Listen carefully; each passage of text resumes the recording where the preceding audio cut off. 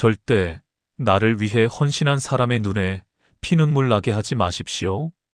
불교에서는 가장 무서운 빚이 사람의 마음을 짓밟은 빚이라고 합니다. 오늘 이 남자의 비참한 최후를 끝까지 지켜보십시오. 여러분의 곁에 있는 진짜 귀인을 알아보고 들어오던 복을 꽉 잡는 지혜를 얻어가실 겁니다. 옛날 전라도 어느 깊은 산골에 김진사라 불리는 선비가 살았습니다.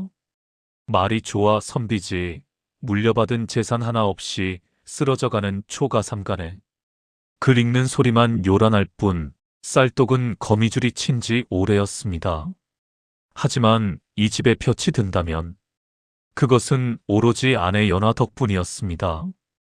연화는 본래 양반집 교수였으나 집안이 몰락하여 가난한 김진사에게 시집을 왔지요. 그녀는 곱던 손이 솥뚜껑처럼 거칠어지도록 밤낮 없이 일했습니다. 엄동설안의 냇가에서 얼음을 깨고 빨래를 해주었고 남의 집 밭일이며 삭바느질이며 탁치는 대로 하여 남편의 책값과 붓값을 뗐습니다. 어느 해 겨울 과거 시험을 보러 가야 하는데 노잣돈이 없자 연화는 자신의 탐스러운 검은 머리채를 댕강 잘라 팔았습니다. 서방님, 부디 이 돈으로 국밥이라도 든든히 드시고 장원급제하고 오시옵소서. 짧아진 머리를 수건으로 감추며 웃는 아내를 보며 김진사는 눈물을 글썽였습니다. 부인, 내 이번에 급제하면 호강은 못 시켜줘도 이 고생은 반드시 면하게 해주리다. 내 하늘에 맹세하오. 그 맹세, 참으로 굳건하고 아름다웠습니다. 하지만 여러분, 화장실 들어갈 때와 나올 때 마음 다르다고 했던가요? 인간의 간사한 마음은 상황이 변하면 너무나도 쉽게 썩어 문드러지는 법입니다. 김진사는 아내의 정성 덕분인지 아니면 조상의 음덕인지 덜컥 과거에 급제했습니다. 그것도 임금님이 친히 어사화를 하사하는 장원급제였지요.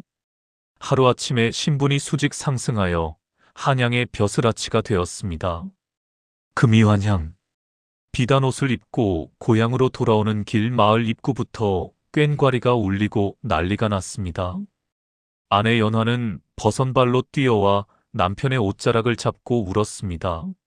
서방님, 드디어 해내셨군요. 고생하셨습니다.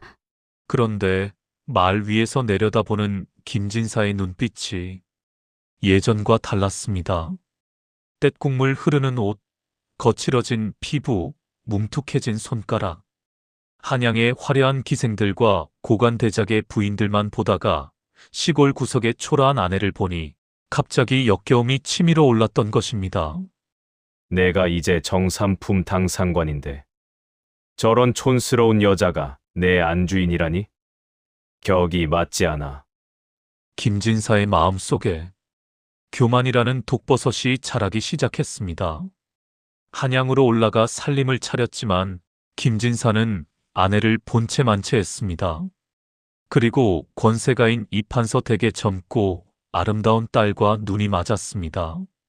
이판서는 김진사의 능력을 높이 사사위로 삼고 싶어 했으나 조강지처가 걸림돌이었죠. 결국 김진사는 끔찍한 결심을 합니다. 어느 날 밤 그는 아내 연화에게 차가운 목소리로 말했습니다. 부인, 이제 우리는 갈 길이 다르오. 자네는 글도 모르고 법도도 모르니 내 앞길에 방해만 될 뿐이야. 위자료는 섭섭지 않게 줄 테니 짐을 싸서 나가주게. 청천벽력 같은 소리였습니다. 서방님, 그게 무슨 말씀이십니까? 머리카락 팔아 뒷바라지한 세월이 10년입니다. 어찌 저에게 이러십니까? 연화가 매달리자 김진사는 매정하게 뿌리쳤습니다. 질척대지 마라. 내가 구질구질하게 구니까 더 정이 떨어지는 것이다. 그는 하인들을 시켜 아내를 대문 밖으로 내동댕이 쳤습니다. 비가 추적추적 내리는 밤 연화는 흙바닥에 주저앉아 피를 토하듯 오열했습니다. 하지만 김진사는 뒤도 돌아보지 않고 대문을 쾅 닫아버렸습니다. 여러분, 이 장면이 어떻게 보이십니까? 단순히 나쁜 남자의 이야기일까요? 아닙니다. 이것은 스스로 자신의 운명을 걷어차는 순간입니다. 관상학에서는 아내는 집안의 대지라고 합니다. 땅이 꺼지면 그 위에 세운 집이 온전할 리가 있겠습니까? 조강지처를 벌인 김진사는 승승장구했습니다. 새로 맞이한 젊은 부인은 아름다웠고 처가의 권세 덕분에 벼슬은 날로 높아졌습니다. 고래등 같은 기와 집에 비단 이불을 덮고 산의 진미를 먹으며 그는 생각했습니다. 역시 헌신짝은 버리고 새 신을 신어야 인생이 피는 법이야. 하지만 그 행복은 딱 3년을 넘기지 못했습니다. 징조는 사소한 곳에서 시작되었습니다. 새 부인은 사치가 심하고 성정이 포악했습니다. 집안의 곱가는 밑 빠진 독처럼 비어갔고 하인들은 하루가 멀다 하고 매를 맞고 도망쳤습니다. 집안의 온기가 사라지고 냉기만 감돌았지요. 그러던 어느 날 김진사의 등에 작은 종기가 하나 났습니다. 처음엔 대수롭지 않게 여겼으나 이 종기는 점점 커지더니 등 전체로 퍼져나가 진물을 흘리기 시작했습니다. 너무 뜨겁고 아파. 밤마다 누군가 불에 달군 인두로 등을 찢는 듯한 고통에 김진사는 비명을 질렀습니다. 용하다는 의원을 다 불러보았으나 고개를 저을 뿐이었습니다. 이것은 병이 아니라 화독입니다. 마음에 쌓인 독이 살을 뚫고 나오는 것이니 약이 없습니다. 엎친 데 덮친 격으로 처가인 이판서가 역모에 휘말려 멸문지화를 당하게 되었습니다. 김진사 역시 삭탈관직을 당하고 전 재산을 몰수당해 하루아침에 길거리에 나앉는 신세가 되었습니다. 화려했던 새 부인은요, 내가 미쳤지. 이런 병신이랑 사느니 도망가는 게 낫겠다. 하며 남은 폐물을 싹 훔쳐 야반도주해 버렸습니다. 등창이 터져 고름이 흐르는 몸을 이끌고 거지가 된 김진사는 정처 없이 떠돌았습니다. 엄동설안의 추위 속에 다리 밑에서 떨고 있는데 누군가 따뜻한 밥 한 덩이를 건넸습니다. 이걸 드시고 기운 차리세요. 고개를 들어보니 온화한 미소를 짓고 있는 한 여인. 바로 자신이 내쫓았던 조강지처 연하였습니다.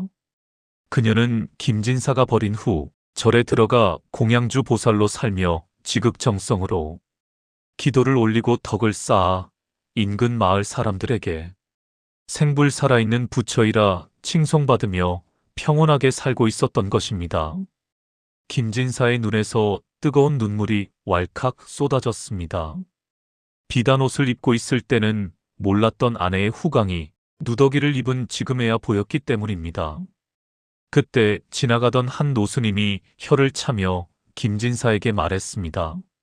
자네는 천하의 명당을 깔고 앉아 있었으면서도 그게 명당인 줄 모르고 제 손으로 파헤쳤구먼. 스님, 그게 무슨 말씀이십니까? 자네의 관운벼슬운과 재물운은 자네 것이 아니라 자네 부인의 지극한 기도와 덕행에서 나온 것이었네. 부인은 복을 담는 그릇이었고 자네는 그저 그 밥을 얻어먹는 숟가락이었을 뿐이야. 그릇을 깨버렸으니 숟가락에 밥이 담길 리가 있나? 자네가 부인을 내쫓은 그날 자네의 운명도 끝난 것이네. 김진사는 그제야 땅을 치며 통곡했습니다. 자신이 잘나서 성공한 줄 알았으나 사실은 아내라는 든든한 뿌리가 자신을 지탱하고 있었다는 것을 너무 늦게 깨달은 것입니다. 여보, 내가 죽을 죄를 지었소. 나를 용서하지 마시오. 연화는 말없이 자신의 낡은 목도리를 풀어 남편의 골마 터진 등을 덮어주었습니다. 그 따스한 손길에 김진사는 짐승처럼 울부짖으며 참회의 눈물을 흘렸습니다. 김진사는 그 후 얼마 지나지 않아 병으로 쓸쓸히 생을 마감했다고 합니다. 마지막 순간 그는 사람들에게 이런 유언을 남겼다고 전해집니다. 성공했다고 우쭐대지 마라. 내가 잘나서 된 것이 아니다. 누군가의 눈물과 기도가 너를 키운 것이다. 그 은혜를 배신하면 하늘은 반드시 줬던 것을, 아니, 그 이상을 뺏어간다. 여러분, 오늘 이야기가 어떻게 들리셨습니까? 혹시 지금 내가 돈 좀 번다고, 내가 좀 잘 나간다고, 곁에 있는 가족이나 배우자를 무시하고 있지는 않으신가요? 명심하십시오.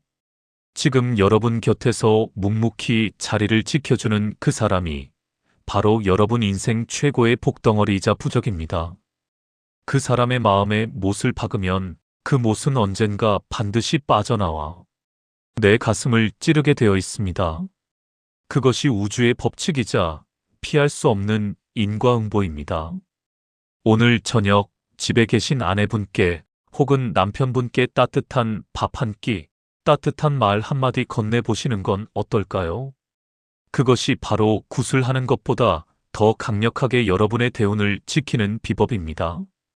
이야기가 마음에 닿으셨다면 구독과 좋아요로 마음연을 응원해주세요.